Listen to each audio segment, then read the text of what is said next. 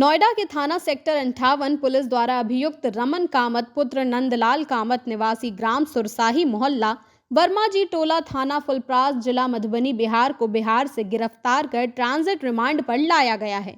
Manual intelligence से मिली जानकारी के आधार पर सेक्टर 62 नोएडा से उक्त घटना में शामिल अन्य 3 सह अभियुक्तों को अमित पुत्र दुल्ली कामत, देवेंद्र कुमार उर्फ राहुल पुत्र राम अवतार व गुड्डू कुमार कामत पुत्र शिव शंकर को गिरफ्तार किया गया है। कुल 4 अभियुक्त गिरफ्तार कर लिए गए हैं, जिनके कब्जे से कुल 6 लाख रुपए नगद राशि बरामद हुई है।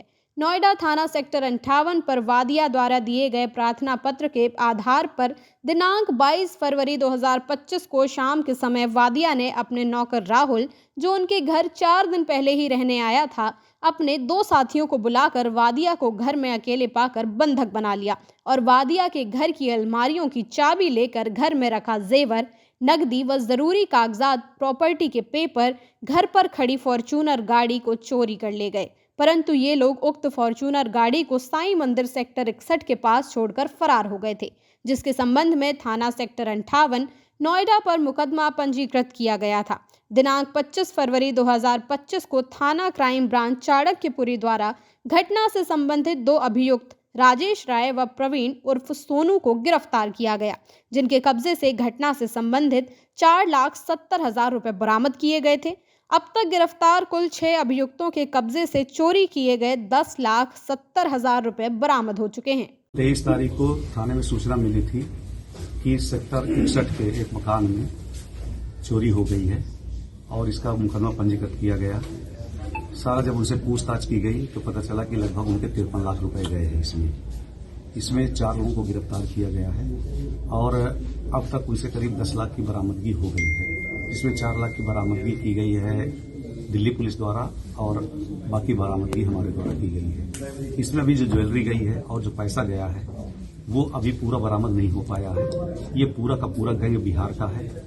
इसमें एक व्यक्ति बिहार से पकड़ा गया है, उसे ट्रांजिट रिमांड में लाया गया है और अभी चूंकि दूरी इतनी है तो अभी हम इन लोगों को पुलिस कस्टडी रिमांड में लेंगे और जो बाकी का ज्वेलरी है और पैसा है उसे बरामद करेंगे। सर, किस तरह की प्रोफेशनल देखिए, ये पूरे तरह से ह्यूमन साइकोलॉजी को समझते थे कि जो लोग बड़े हैं उनकी नौकरों पे डिपेंडेंसी बहुत ज्यादा है, तो ये अपना नंबर जैसे गार्ड को दे दिया, एजेंसीज को दे दिया और अपने जानने वालों के माध्यम से बता दिया कि अगर किसी को नौकर की जरूरत है तो हम उसके यहाँ नौकरी कर लेंगे।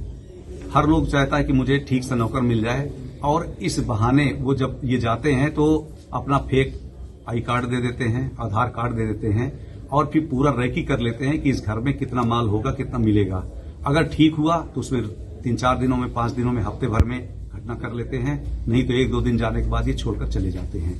तो मेरा ये कहना है कि आप अपने चैनल के माध्यम से लोगों को जरूर जागरूक करिए कि जब भी कोई एम्प्लॉय रखें, नौकर रखें, तो उसका डिटेल जरूर अपने पास रखें। डिटेल जैसे कि उसका नाम लिखें पूरा, उसका पूरा पता लिखें, उसका मोबाइल नंबर लिखें और जब मोबाइल नंबर लिखें तो मोबाइल डायल करके जरूर देख लें कि वो वर्किंग है या नहीं है और इसी के पास है या नहीं है, या जो व्यक्ति उठा रहा है उस व्यक्ति को ये जानता है या नहीं जानता है।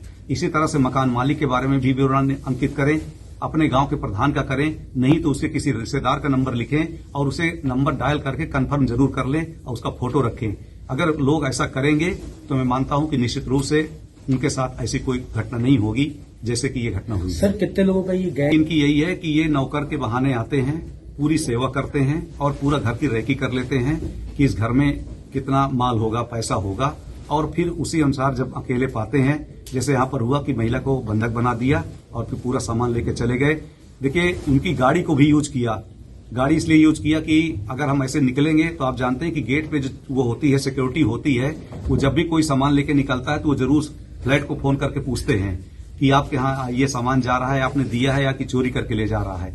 और देखिए, जब कोई गाड़ी निकलती है तो उसके बारे में कोई क्वेरी नहीं करता है। इसलिए इन्होंने जिस घर में घटना की उनकी फॉर्च्यूनर में अपना सामान रखा, फॉर्च्यूनर से गेट से निकले और कुछ दूर जाके सामान गाड़ी को छोड़ दिया और सामान लेके चले गए। आपराधिक इतिहास क्या है इन लोगों का? इनका सबका आपराधिक इतिहास है। एक तो इसमें बहुत शातिर है जिसने महाराष्ट्र में, दिल्ली में भी घटनाएं की हैं। बाकी की जानकारी हम कर रहे हैं।